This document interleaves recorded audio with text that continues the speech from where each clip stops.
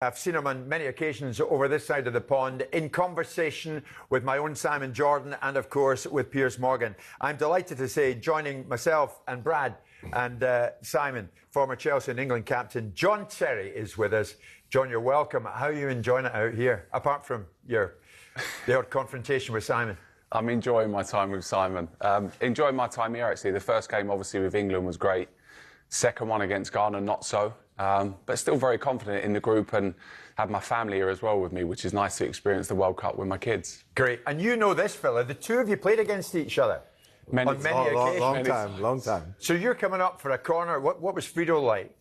Just shouting abuse at his defenders and the opposition and everyone around him. Well, different on the field and off the field. Come on, Jim. What was he like standing in front of you? Did you always worry about the presence of Big John? Well, I didn't have time to think about. I mean, they had such good teams.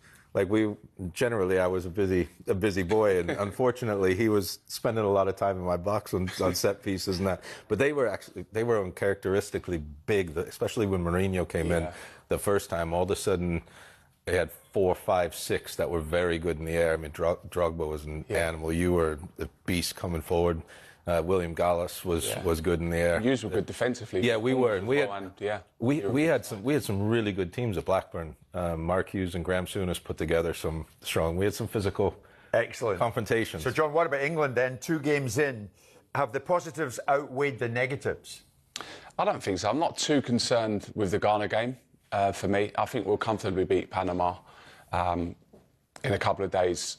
But I'm not too concerned with it. I thought Ghana played well. They've done what they had to do. I'm probably more worried we didn't break him down or didn't find a way to break him down for me.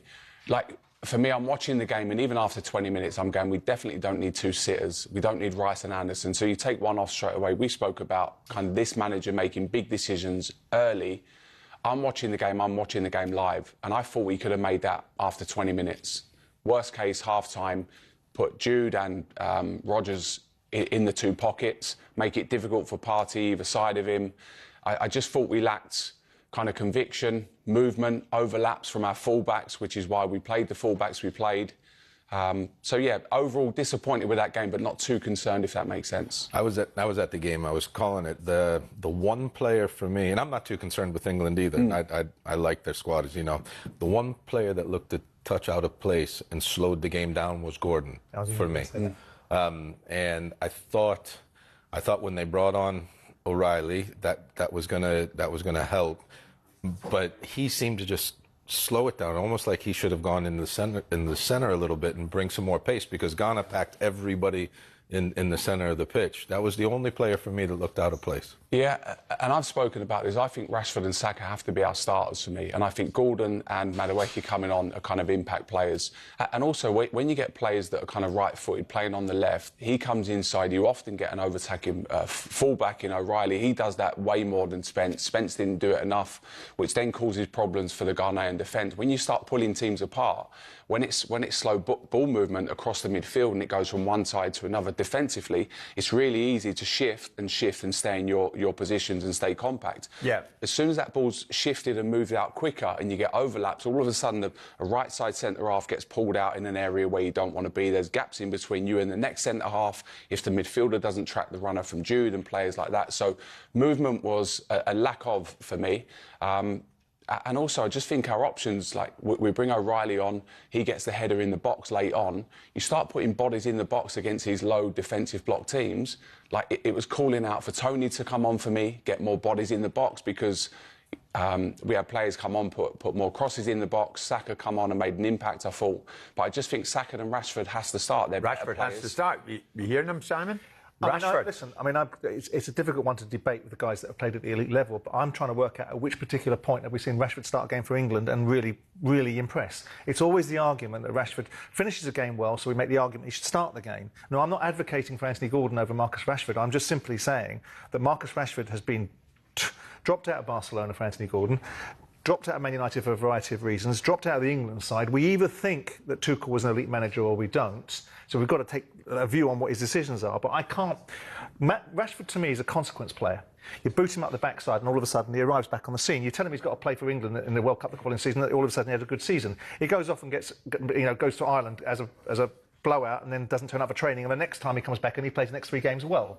So maybe there's a case for it. But Rashford coming on for me, obviously against the conventional wisdom of these two guys' expertise, is a better outcome than Rashford starting. Can you see his point on Rashford, John? Rashford starting, and we'll go, what was Rashford doing then?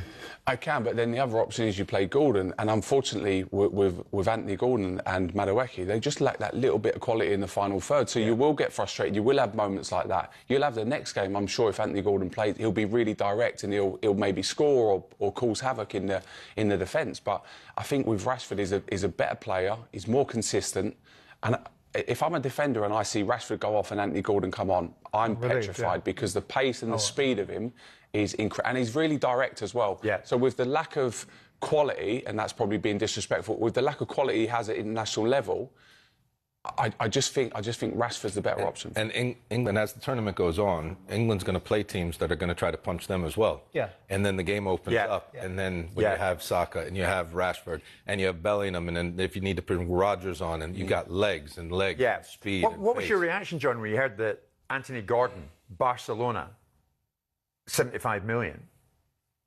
It's a lot of money. It's a big move, but has he warranted it? I'm not sure. I think he's a direct player. Is he a top world-class player? No, but I actually really like him. It excites me when I watch him. He's really direct. And I see so many wingers nowadays get the ball and turn back and come square, sideways, and it goes out the other side. What I do love about him, he's brave, he's direct, and he's so quick and can be a real threat as well. When you're defending, you're under so much pressure as well. Brad will understand this. When you're under attack, you give it to people like that and you go, get me up the pitch. Just give me 5 minutes break. You need to get a break, you need to get bodies behind the ball. And he's so direct, he can get at back forwards. It's funny he says it. When you go do your coaching badges, they're all doing defending. And they say, no, you want to get cover, You play against some players. You don't have time to have cover. Yeah. So you have to deal 1v1. It's impossible to delay someone to some of the players. John, I've got to ask you before we go anywhere, and I no doubt poor Scott McKenna can't explain it this morning, even if he's asked. How can what happened to him last night in a game of that magnitude, in any game, how can that happen when it seems like a moment of indecision can end up being so costly on such a massive stage?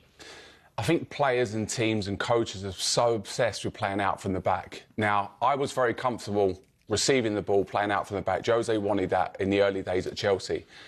But inevitably, I would make the decisions of when I received it and when I didn't. Often Peter Cech would put it down and go, can we play? And I'd look round and go, there's a striker 5 yards away from me. I actually don't want it, no thanks. And also the thing that people don't realise as well, when you receive the ball there, if you go back to the keeper and then the keeper goes long, you're then 50, 60 yards in terms of distance between your defenders, midfielders and attackers. The main thing I would look at Scotland in this, you need to be compact. You look at Ghana the other night against England, they're compact. Everything they do, they're in a unit and they're together.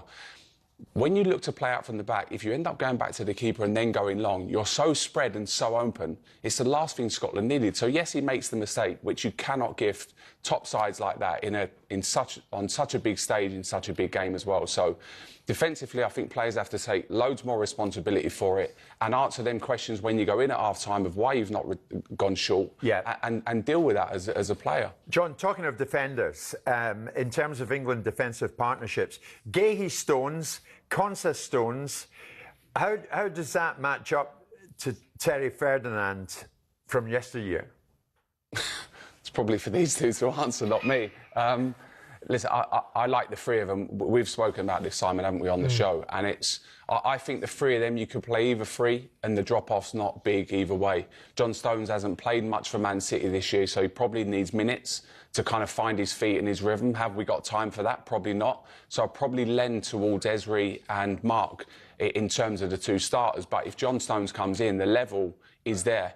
And I think that's where we struggle. When we're talking about our wide players, when you take Saka and Rashford off and you bring Gordon and Madueke on, the drop goes from here to here, and it's too big. If you want to go to the final stages of this World Cup, you need the quality to be there, and France have that in abundance in terms of their attacking options. You bring someone on, the next player is maybe even better than the one that's gone off. Yeah. We don't have that in wide areas. You're sitting here nodding. No, I agree. Yeah. But you were saying about he and Rio, and then if you look at Konsa, Gahey or Stones, it's very similar, because you have a lot of pace, but then you would also have good on the ball. And I think what Tuchel will be looking at is this is going to be a game where we're going to be higher up the pitch and the other team's going to counterattack. If they're going to counterattack on us, I'm probably going to want Konsa and Guehi in the team. If it's going to be a team that might come and press a little bit, I might want Stones in there to drive the ball into the midfield because he's very comfortable at that. But he's done that with Spence as well, hasn't he? He brought Spence in at left back to kind of deal with the pace of the Ghanaians and stuff. But also, I look at the defenders the other night. They spend half the game in the opposition half. You're actually on the ball. It's actually not a role for a defender. You probably want midfielders in that area of the pitch. I spent my time on the halfway line because teams would always leave one up or maybe two up, so it kind of forces you back a little bit. Yeah. John, we often hear this word brotherhood out here. The England group from Southgate to Tuchel have talked a lot about being a brotherhood. Your era, the golden generation, yet now we all seem to hear, it appears, is how the camps were impacted and disadvantaged by cliques. What takes you further in a huge tournament like this? Cliques or brotherhood? Better players take you further, for me. And listen, if you've got that on the pitch, you've got your best players out there, you'll go and win football matches. We see that. Not everyone gets on in their team club environments, in England as well. So I'm not one for everyone getting on. I like the fact that Gareth has brought everyone together, and it feels like England are together over the last 4 or 5 years. Gareth's played a big part in that. The supporters feel that, and it feels together, which I really like. But at the same time, I couldn't care less if players didn't get on or do get on. Once you cross that white line, Brad will tell you, it doesn't matter. And England wasn't getting knocked out of tournaments because of a lack of brotherhood. Penalties, the odd sending off, that was a bit unfortunate or silly, whichever way you want to talk about it. I'm in that camp. I mean, he played probably one of the best teams. If you look at Andy Cole and Teddy Sheringham, they didn't speak to one another, and they were winning trophy after trophy at the time. Yeah. So it doesn't really matter. You get on with them, you don't get on with them. Yeah, it doesn't matter to me. This fellow's specialised subject, well, many, but in this instance, let's go with it, goalkeeping. Can England win a World Cup with Jordan Pickford? What do you think? I'll ask you. It's your territory. Yeah, they can. I think the first game, and we've spoken about it, he could have saved the first goal, of course. Should have is a different perception. I did think that he was very hesitant in the second half on the through ball that came, and I think he was very fortunate that a referee didn't see that in a different light, and he actually gave a foul against Penalty for you? Well, the one with Pickford, I felt he hesitated, and it was probably Pickford committed the foul, not the other player. I did think that there was an argument for a penalty against Konsa, I think it was.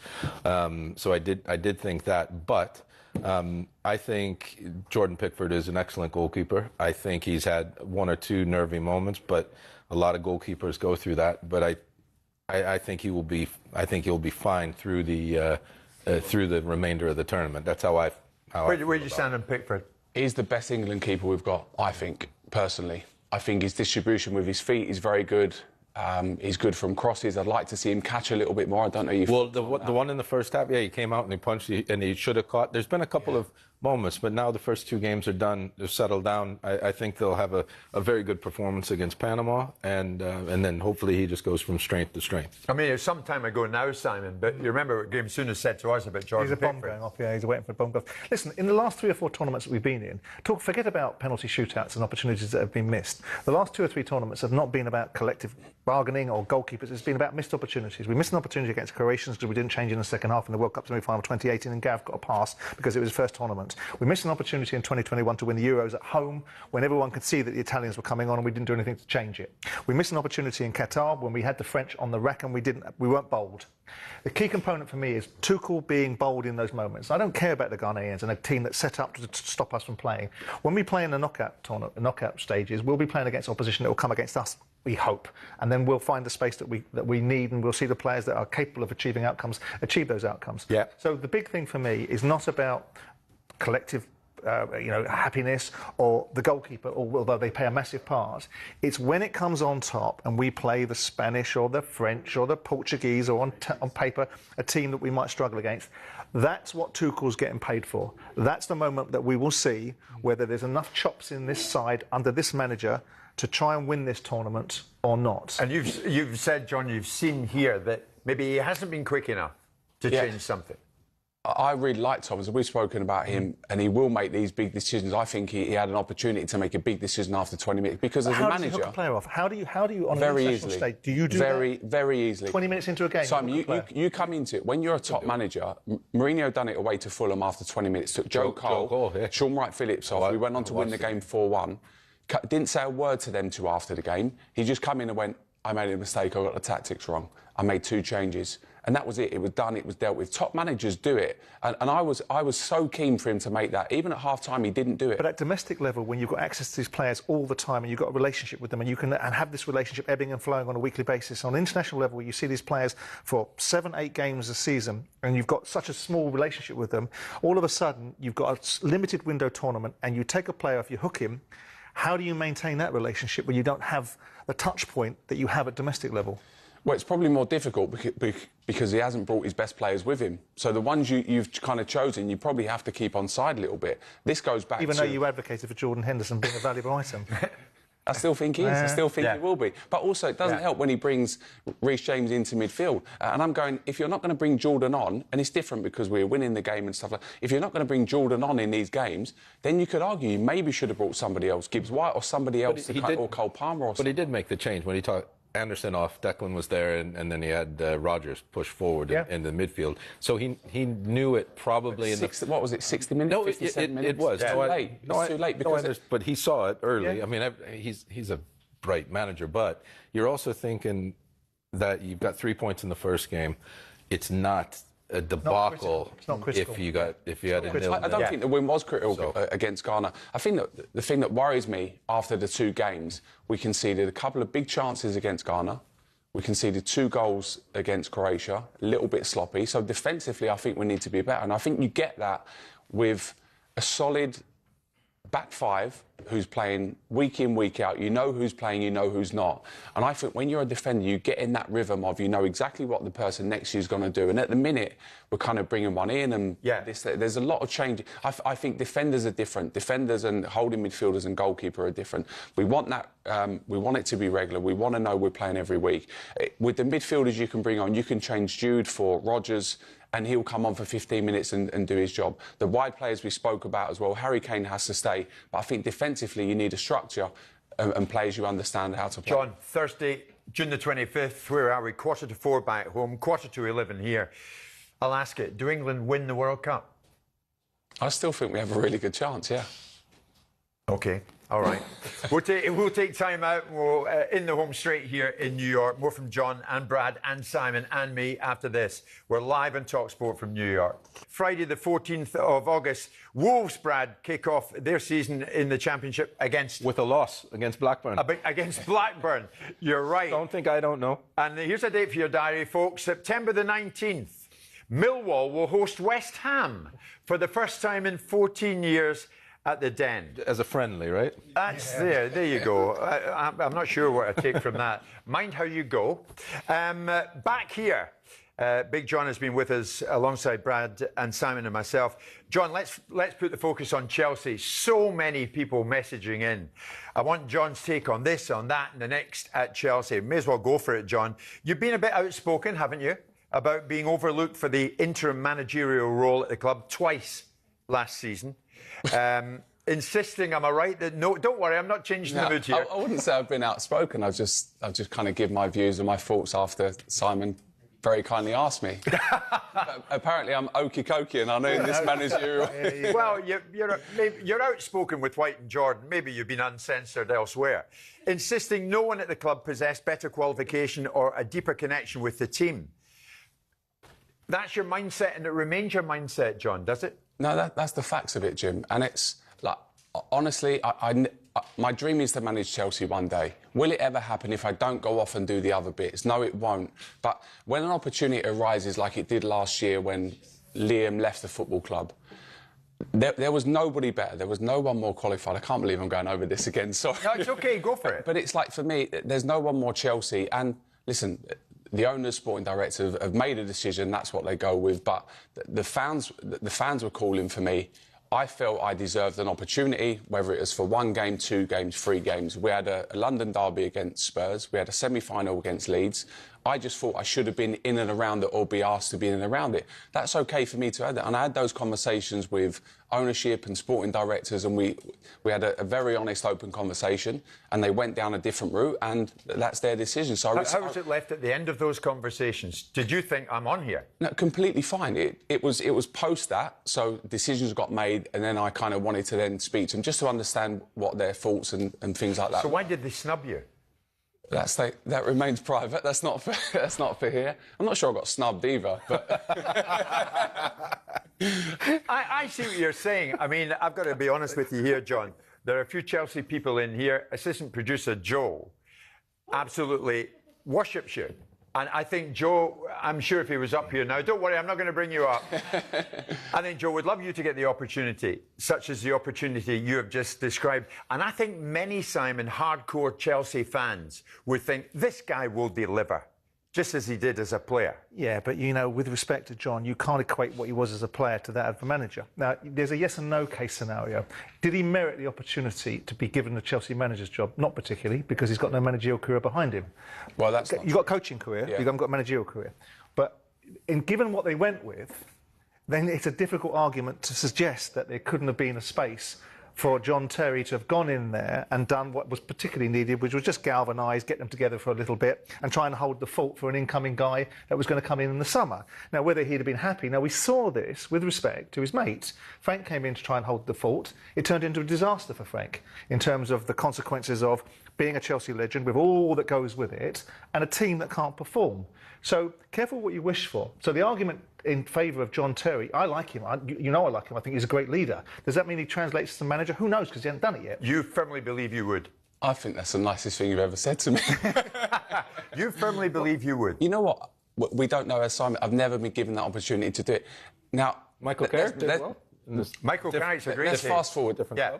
John Terry being Chelsea manager isn't great for Chelsea because we have to be bigger than John Terry moving forward because I haven't got the experience. We need a manager. Alonso's coming in with bundles of experience. He's a young manager, loads of great new ideas. Hopefully he's going to get the reins to go and sign the players that he wants.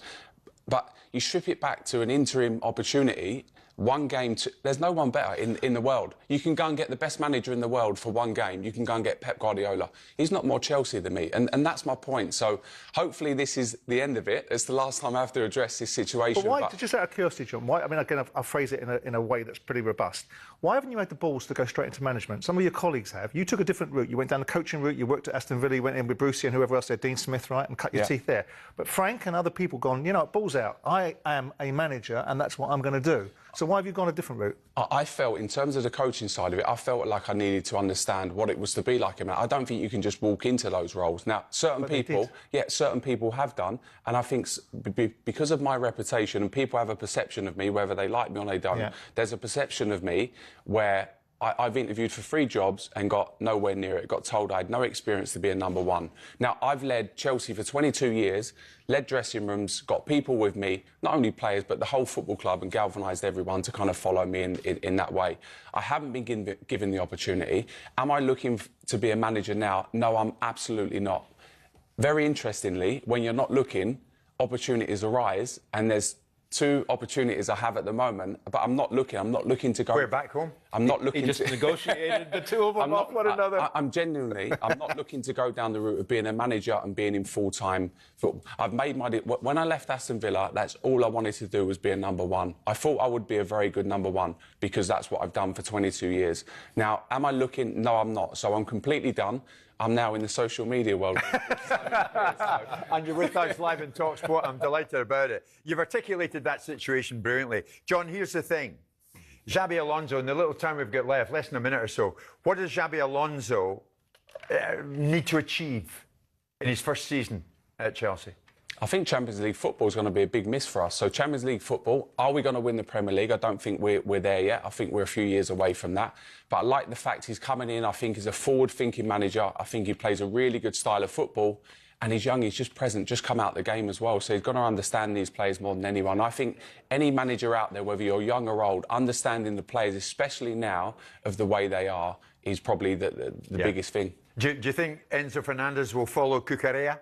to Real Madrid? I hope not. Sounds like it. I'm gutted that Mark's left. I think he's been an unbelievable defender and he's a big leader around the dressing room, the way he does things on the training pitch every day. So Enzo's that as well for us. So I really hope he doesn't go because he's a big player for us.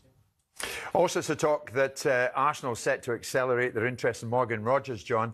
Could cost them 100 million from Villa. Do you expect Arsenal to be up there next May, defending their title in style? Yeah, I do actually. We've also discussed this on the show, and I think Arsenal, it's theirs to lose, I think, for the next couple of years. I think they've got a really good squad of players. So in terms of their squad, I think they're missing an out-and-out striker that's going to get them 20, 30 goals a season consistently. You look at the top sides over the last 20 years in the Premier League, they've all had it. Arsenal haven't really got that, and I think they're 1 or 2 signings away from dominating the Premier League for the next 2 or 3 years, unfortunately. Dominating it? Yeah. Wow. OK. John, brilliant. Thank you so much for being with us. Thanks, Jim. We shall see. I reckon John gets his chance sooner than later, should he wish to manage. After in the this, meantime, I'm not looking. After this advertisement, he can just smooge around New York with new Simon. agent Simon. Brilliant. John, thank you for being with us. Cheers, Jim. As for you, you're heading off Heading out of here, off. you know? Norway, Boston. Norway-France game tomorrow. All right. And then back. I shall see you later. Are we going to the Mets tonight? I think we are. All right, we shall see. Thanks to the guys. Thanks everybody for tuning in yet again from us here in New York. Coming up next, Jeff Stelling and Gabia Bonlahor will be taking all of your calls on World Cup Game Day Live. Don't go anywhere. That's it from us.